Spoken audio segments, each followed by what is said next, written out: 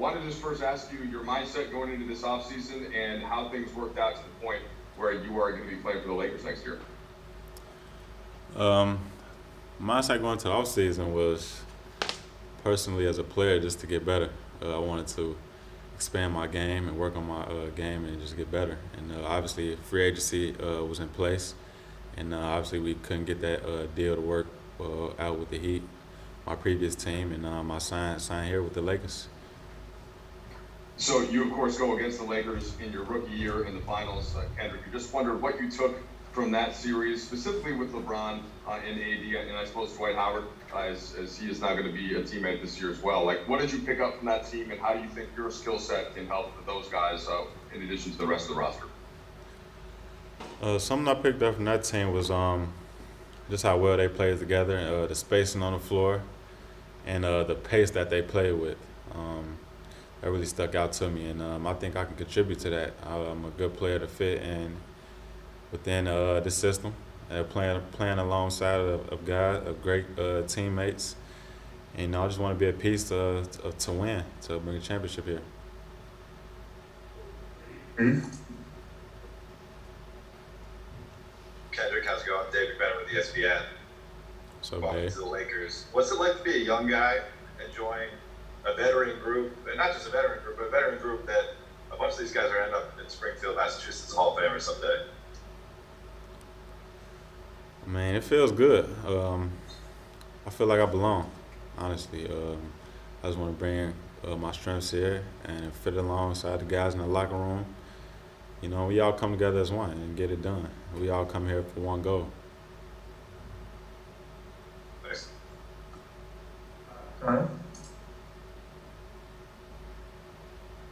Hey Kendrick, I'm Kyle Goom from the Orange County Register. How you doing, man? What's up, Kyle? I'm good. Obviously you played a finals series against the Lakers. Not even a year ago. Oh my gosh, it was it was very recent, wasn't it?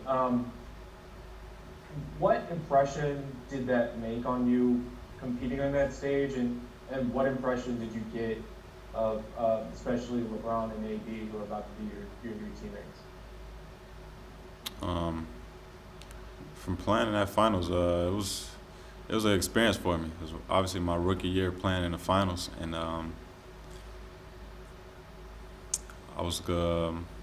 didn't play the previous series, and I jumped in and played in the finals, so I had to be ready to go. Obviously, I gave us a little spark, but didn't get it done. Pretty mad about the loss, and I'm trying to get that back the upcoming year. Bill? Hey Kendrick, welcome. Bill Oram from The Athletic.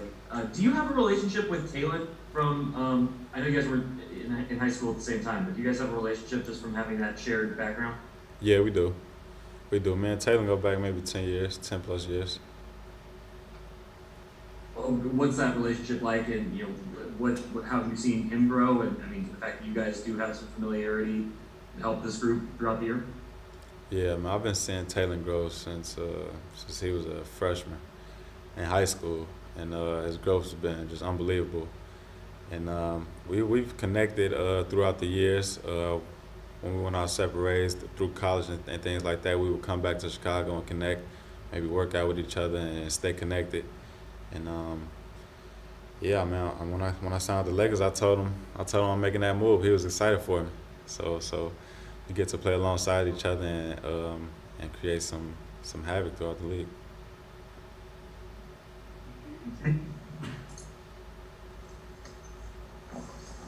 What's up, Kendrick? This is Brad Tanner from LA Times. What's up? How you doing, my man? I'm all good, man. Do you view yourself as a point guard, shooting guard, combo guard, or just a basketball player? And how does your style fit into this team? No, I'm a point guard, combo guard, however you want to call it in today's game. I mean, position. This game is a lot of positionless, to be honest. And I just bring my strengths to the game, whether that's at the one or the two, on the ball or off the ball. Playing tough on both sides of the floor, bringing my strengths, which is scoring, obviously, playmaking, getting my teammates involved, and getting out there defensively. I'm real tenacious on the defensive end. I take pride in playing defense, so that's something I pride myself on and do very well. Corey? Hey, Kendrick, Corey from the Alabama Sports Podcast. How you doing? I'm good, bro. So what immediate impact can we expect from you? The way this team is currently constructed, what immediate impact could we see from you early on? Just being myself. Obviously, you guys seen me play and know what I did in the previous years. I just want to expand on that and continue to be consistent throughout the entire year with what I bring to the game. Harrison? Hey Kendrick, Harrison Fagan, Silver Screen and Rolled. There were reports that you took less money to come here, and I guess I was just wondering what made this situation specifically appealing to you?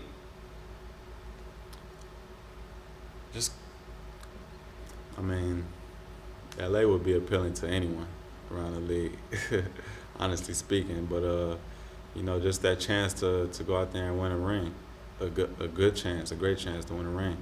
I wanted to be in that position again, and also just to help my teammates and learn from them. I looked at the roster around, and I'm one of the younger guys, so I'm gonna be a sponge to a lot of these guys in the locker room, and just continue to grow and develop my game as well. Two more here. Let's go to Eric.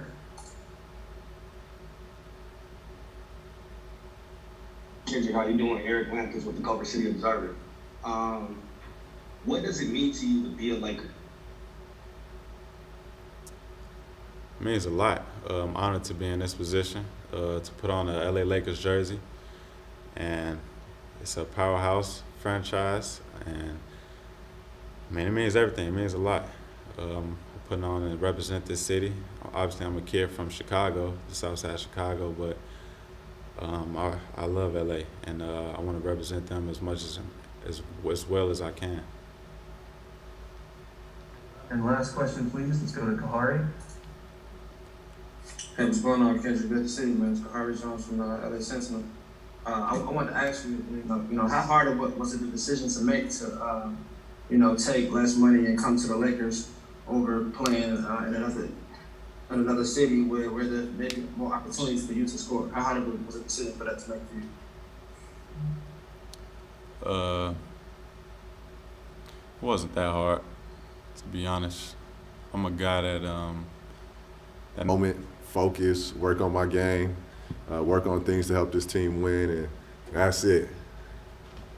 Fair enough. So let's talk about that then. For this season, right, with where your skill set is right now, how you're feeling with your body, knowing the guys that are on the roster. Yeah. Trevor, what is the mindset going into this season with this specific team and this specific group of players?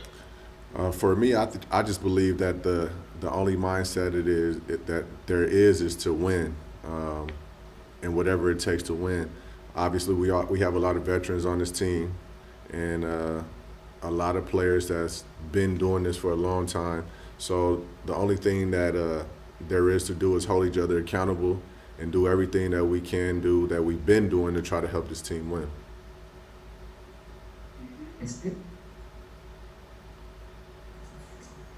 What's up, Trev? What it do? Welcome back, man. Appreciate it. Thank you. With AD and LeBron already here, yeah, and then they trade for Russ, who recruited you, and did it take much recruiting to get you here? Who recruited me? Either way. You know what? It's funny because Russ got traded, and 20 minutes after he got traded, he was on my phone. So I don't know if he was telling me he was happy to be home or he wanted to go to dinner or what he wanted to do. I just know he called my phone like, yo, what are you doing? Where are you at? I need to talk to you. I need to see you. And, from then on, we kept in constant communication, and just so happened that I'm here. Bill?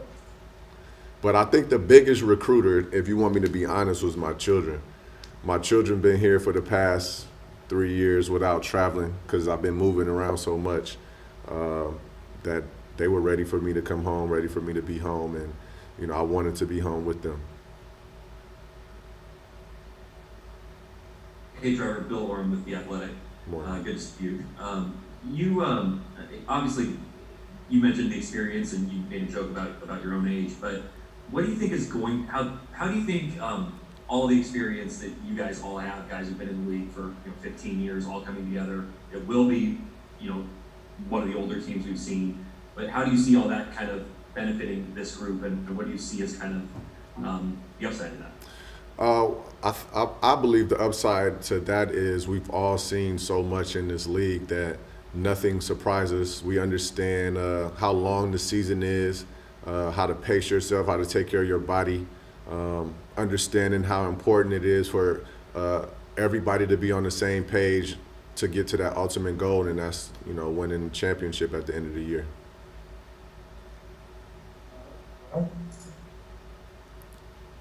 Hey Trevor, this is Kyle Good from the Orange County Register. How you doing, man? I'm good. How are you? Great.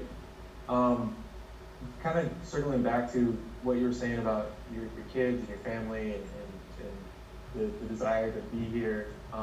Was there a hope for you for a long time to come back to LA, just with all the roots you have here, UCLA, the previous stint? Was there sort of a thought in the back of your mind that at some point, like, it might be a great opportunity for you to come back to the Lakers? Well, being here has always been something that I always wanted to be. To be honest, there's only two places that I actually wanted to be, Miami being one and LA being the other. But to be able to come back home, be with my family, be a part of this tradition is something that, you don't really get too many chances to do it twice. So when the opportunity actually presented itself and it was real, I think it was the best opportunity for me to come home and be here. And I'm excited. I'm happy. I wanted to be here. I'm excited to play with all the players, to see what this team can do. Again, like you said, we've all played for a long time. We've all done things that are pretty amazing by just being in the NBA for this long. So to see all those minds come together and all these talents come together, I think that is going to be amazing. Dave? Trevor, great to see you. David Bennett with ESPN. I know there's been some near reunions over the years. Like, how close did it get? Were there any times where you thought, not this moment that we're in 2021? Was there a couple years back where you're like, okay, here I go, I'm going back to the purple and gold? It's been a couple of times where it could have been a possibility. It didn't work out that way. So I figure it just wasn't the right time. But everything finds itself when the time is presented or when the time is right. And apparently this is the right time for me to be here with this group. So, can't really worry about if it didn't happen before. The fact is that it happened now, and I'm just ready to get it started. Did you feel any sort of way, going way back, the fact that they won the second championship without you, with Kobe and Pau? If there was a way I felt excitement. I felt happy. Again, like, I'm not somebody who, I don't hate on nobody. I'm happy for people when they doing well. I got an opportunity to do something that a lot of people don't get to do. So being upset or hating on somebody else for doing something great is not in my character. That's not even it. That's not even the person that I am. So hell no, to answer your question. I was excited for Ron, happy for Ron actually, because he was a person that been through a whole lot throughout his life and his career, and for him to come in and be inserted, it was seamless, and I was happy for him. Thanks, Trevor. Mark. Hey, Trevor. Mark Medina here, USA Today. Congratulations. Good to see you. Appreciate it. I know you say you don't really want to reflect much, but that 09 run, what do you remember about when you guys matched up against Melo that year? And what have you made from afar of just how his career has evolved? Carmelo has always been like one of the toughest dudes in the world to guard, to play against, because his talent, his size, strength, speed, shooting ability, everything he brings to the table is just like a nightmare for a defender. So just to watch his career and where it's going, and like, you know, the ups and downs of it, the fact that he's still able to mentally like block all that out is just a test to a person that he is and how strong that man is. And like, you know, his journey coming to here, to being here is I think it's very unique, and you know, it should be like something that's celebrated. Andy?